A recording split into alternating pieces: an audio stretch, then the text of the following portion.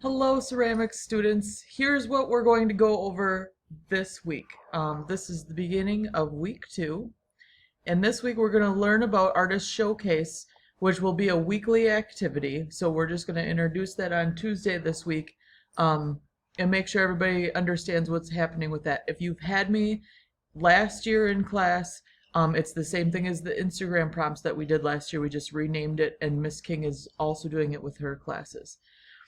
So we're doing that, and then at the end of the week on Thursday, you will be learning more about your first project, which will be clay masks.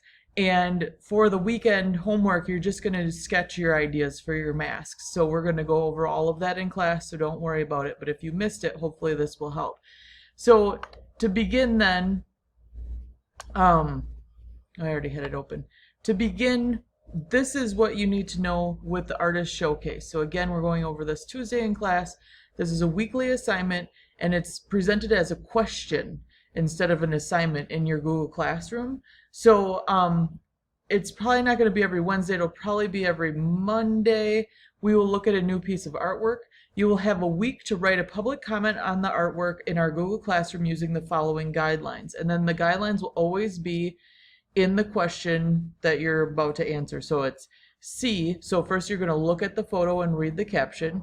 Then you're going to think. So comment on the photo. Then I would like you to wonder, which would be to write a question on the photo, like what don't you understand about the piece of artwork? What do you want to know more about the piece of artwork? Anything really that pops into your head. And then if you'd like to, you're going to create 2 hashtags. This just made it a little more fun for the students, I think, and I really enjoyed seeing everybody's hashtags. So the point of this is just that you look at a new work of art that hopefully you haven't seen before, and these are your gut reactions, like the first things you think of. You don't need to get deep and philosophical about it. If you'd like to get deep and philosophical about it, perfect. That's even better, okay? So you'll have a week to comment on it, which should take you, I don't know, 3 minutes at the very most. And then the following week in class, we will have a class discussion about it where you can participate by commenting in the chat box, like a comment on it, or raising your hand and speaking in class and kind of talking amongst your classmates about what you think the art is, what you like about it, what you don't like about it, all of that stuff. And then that's it. That's all you have to do to get points. Usually then I'll tell you a little bit more about the artist and the artwork just so you can learn some things. And then we'll present the next Artist Showcase for the following week. So please let me know if you have any questions with that or if anything doesn't make sense. But there's reasons why we do all this, and hopefully I just went through all of this. Oh, here's some good things to know. There's no wrong answers. Class discussions are strongly encouraged to help us learn to talk about art in a way that expresses our own opinions while still respecting other opinions in the classroom. The views of the artist are not necessarily the views of your teacher, your classmates, yourself, etc., but they probably had it to do with why they created the work of art that they did. So, I mean, that's part of learning about art, is learning about why the artist created it. Sometimes their view may sway your opinion of the artwork, but it's important to know it doesn't have to. So, I mean, you're allowed to like something because you like it. Like, you like the way it looks or what it makes you feel or anything like that. But I've noticed for myself a lot of times what the artist thinks does sway my artwork, or my opinion about the artwork. So here's an example.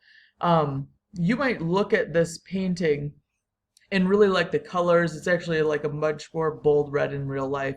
Maybe you like the swirly patterns, maybe it makes you feel excited or reminds you of a roller coaster, right? Actually, it's called Night Creatures, and I think once you know that it's called Night Creatures, it gives it kind of a different tone, and especially when you're looking at this on a much bigger scale, you start to maybe see eyes in the piece, and like then all of a sudden you can see faces. And so then maybe it becomes a little more creepy to you. Like maybe at the beginning you thought it was fun and exciting, and now you're like, oh wait, this is maybe kind of scary.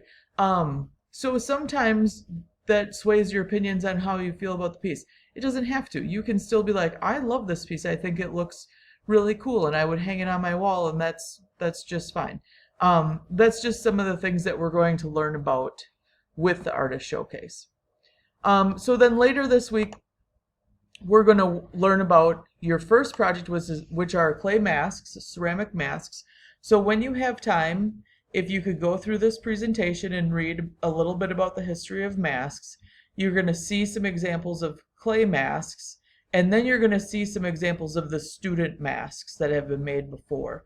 And again, I'm going to go through this at much greater length in class. And in addition, we're going to do demonstrations on, how to make a mask, how to roll out your clay, all that stuff too. So I know this might be kind of getting ahead of the game, but I want you to see some cool masks and see what students have made in the past to kind of encourage you to get started with your own sketches and ideas.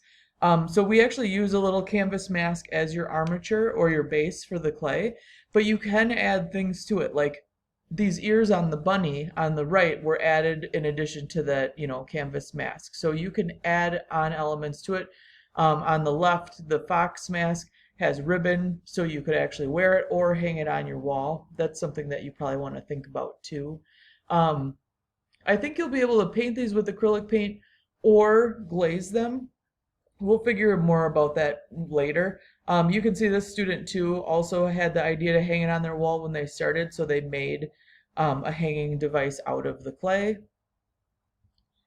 So here are just some great examples, and again, you have access to this presentation, so you can look at these at length. This is the tears and the snot were added with hot glue after the fact, so you can do that too. And then there's a little video tutorial in there. Again, you'll get a demonstration in class too, but if you want to kind of see what we're doing, that's a good place to start. And then you just need to fill out for your homework this first page on your step-by-step packet, okay? So there's a little brainstorming prompt at the beginning, and the reason we do this is to get you in the creative mindset and get you thinking of like more than just your very first idea, right? You can always put your first idea down, you can write it on the top somewhere, and then still go through the prompt and see if you come up with anything better. So what would your spirit animal be? What's an emotion you could represent with the mask? What's a type of person? What's something from nature? Like the example there is bark from a tree. Like you could make your whole mask covered in bark and make it look like a person who's made out of a tree, or a tree that's a person, or something to that effect. And then anything else that you can think of too, you're just going to brainstorm here. Then you have to draw one sketch for each of those categories. So circle one of the ideas that you had in each category that you liked and sketch that in one of these circles. And then at the end, you're going to circle your favorite one, and that's going to be the one that you create for your final piece. Again, we'll go over all of this at greater length in class, and if you have any questions, please email me or set up a time during touch points to talk about things.